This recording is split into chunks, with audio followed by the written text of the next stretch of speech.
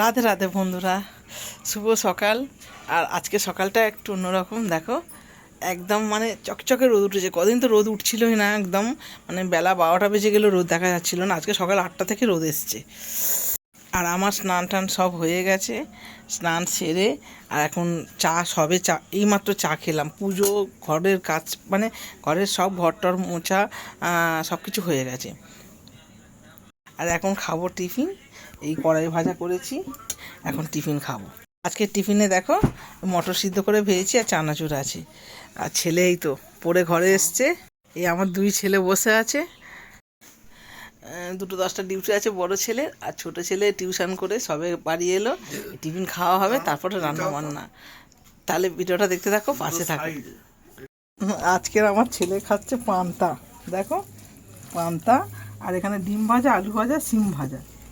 তো এটা দেখানোর কারণ হচ্ছে, ও বৈশাখ জ্যৈষ্ঠ মাসের গরমে জীবনে জল ঢালা ভাত খায় না। মানে আমিও আশ্চর্যকর ঘটনা, আজকেরও পান্তা খাচ্ছে পৌষ মাসের ঠান্ডায়।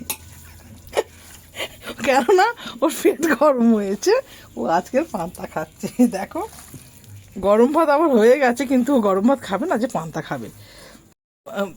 এটা তোমাদের বাড়িতে যদি এরকম কেউ কার্টুন থাকে, একটু বলবে, প্লিজ কমেন্ট করবে যে এরকম কেউ আছে কি তোমাদের বাড়িতে মেম্বার। আর দেখো, পান্তাটা বেশ ভালো করে চটকাচ্ছে, খাবে। গেছে ডাল দিয়ে, আমার তো ডাল হয়ে গেছে। আর এই ভাজাভুজি রয়েছে, ডিম ভাজা, সিম ভাজা আর আলু ভাজা। বন্ধুরা, ছেলে তো খেয়ে ডিউটি চলে গেছে, বড় ছেলে।